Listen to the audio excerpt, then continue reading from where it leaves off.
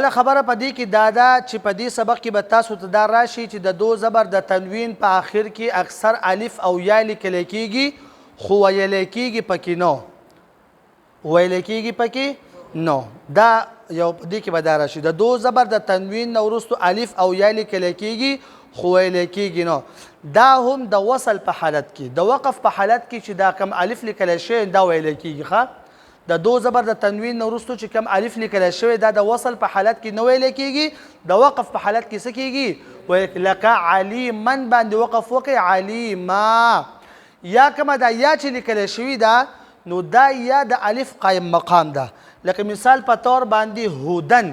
په دې هودن کې د دال نه وروستو یا لیکل شوي ده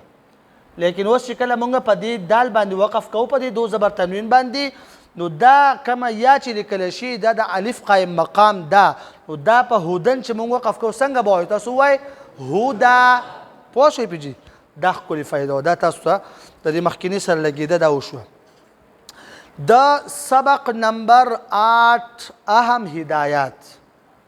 سبق نمبر 8 اهم هدایت دا خبرې به تاسو د ځان سره کوشش کوئ چې ولیکئ ښه انشاءالله تعالی اولنۍ خبره دا ده چې د نوي سبق د ویلو په وخت کې اول د پوره کلاس مکمل ماشومان بورډ ته او سبق ته متوجه کول پکار دي ځکه واړه دماغي د استاد د معمولي غونډه توجه خوا دې خوا شي د ماشوم د بورډ نه خوا دې خوا شي دی په سبق بیا نه پوهېږي د نوي سبق په ټایم کې واړه همتن مکمل متوجه کول نمبر 2 دا سبق هم د مخکینی سبقونو په شان په آرام آرام سره لوستل کلک کلک او جخ جخ لوستل پکار دي د ټولو ماشومانو وقف او ودرېدل په یو ځای باندې پکار دي طرز د ټولو ماشومانو یو پکار دی انداز د استاز او د ماشومانو یو پکار دی سبق په وقفې سره لوستل پکار دي زر زر نو مثال دی دو زبرتا تنوین ویلی شي په دې طریقه باندې انداز برقرار ساتل پکار دي بله خبره په دې سبق کې به دا به اوس مونږ وایو ماشومانو ته به په تنوین کې پوزې ته اواز لږ زیات وخت دپاره بوتلل پکار وي دلته خو به دو دا ووایي په دې قاعده کې چې د یو الف په مقدار پوزې ته اواز ځي لیکن کله چې موږ ماشومانو ته قاعده پړاوو نو د یو الف نه زیات به پوزې ته اواز بوزو ټیک شو جي په دې باندې پوه شوئ تاسو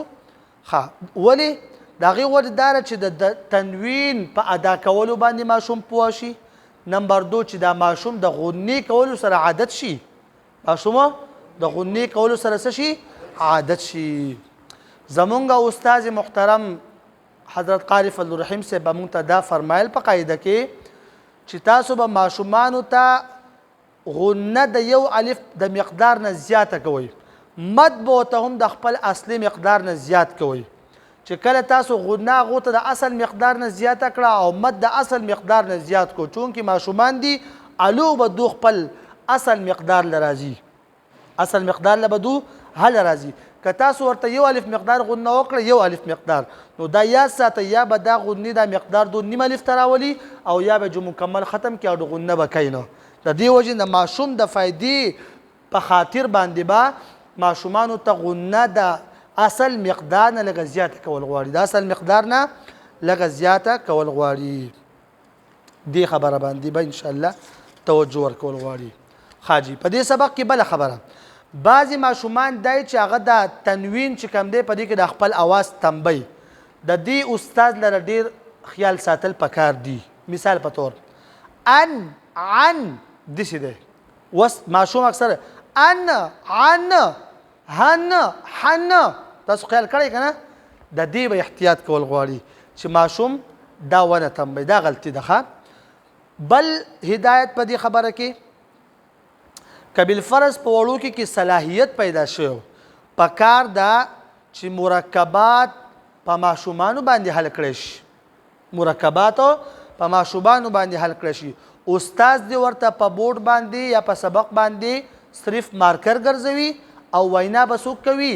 شاګردان او ماشومان به وینا کوي په دې سره د ماشوم په صلاحیت کې زیاتوالی راځي لغونته کې کړاو غواړي لیکن ماشومان ورسره څه کېږي تکړه کېږي دې باندې پوه شوئ ښه بله اهم خبره دا ده د ماشومانو سره د سبق اجرا په مفرداتو کې هم کول پکار دي مثال په طور باندې با دو زبر بن ماشوم ته پوسو شي دی دو زبر ته د شي نشان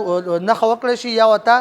مارکر په لپاسه کې خو دی شي چې دې ته سنوم وي او دې در سر نه تختې شروع کې چې دې دو زبر ته تنوین ویل شي د اخره پورې ټیک شو جی او بیا خاص کر په مرکباتو کې دا اجرا ډیره زیاته لازمي ده او ضروری ده ټیک شو جی اوس په مرکباتو کې چې کله مونږ اجرا کوو نو د موجوده سبق کم سبق چې روان دی هم په دقه سبق کې اجرا پکار ده لکه راغدن کې د دو زبر تنوین کې صفن هدن طبقا لبنن وغیره د دقه موجوده سبق لیکن دا کافی نه ده پکار دا چې مونږ په دې سبق کې د تیر شو ټولو سبقونو اجرا وکړو چې د هغې طریقه تاسو ته ما په مخکیني سبقونو کې ښودلې وه ټیک شو جي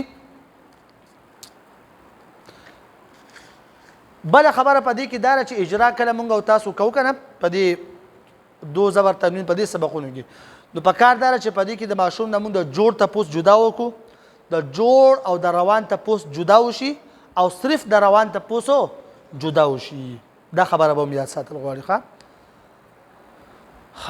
بل هدایت په دې خبره کې دا دی چې د تنوین د دې دریو سبقونو نه وروستو زبردست اجرا کول او بیا پکار ده چې د ماشوم نه په هر سبق کې د سر نه په هر سبق کې امتحان واخیستلی شي که ماشومان په اشته سبقونو باندې پوه شوي وو نو مخکې تلل پکار دي ورنه بیا ولا وخت ورکول پکار دي چې دا سبقونه یاد هم کي او استاد له پکار دي چې بار ورسره اجرا وکړي او ماشوم ته دا سبق ذهن نشین کړي ټیک شو جي الو بیا مخکې تلل پکار دي اجرا چې کم دی په بورډ باندې کول پکار دي په بورډ باندې خو که په بورډ یو سړی اجرا کوي نو دا نه ده چې صرف د قاعدې مثالونه به لیکي رغدن جنفن کسبن هدن طبقا دا نه ده پکار بلکې قرآن کریم کولاو کې سپاره کولاو کې او مختلف مثالونه د قرآن کریم ماشوم ته په بورډ باندې ولیکلی شي په هغې باندې ورسره اجرا وکړی شي نو دا ماشوم ته ډېره فایده رسوي او ماشوم پرې ډېر ښه روانېږي او ډېر ښه چلیږي الله سبحانه وتعالی دې د عمل کول توفیق راکړي چې موږ په ښه طریقه باندې د قاعدې په اړه یې کوو انشاءالله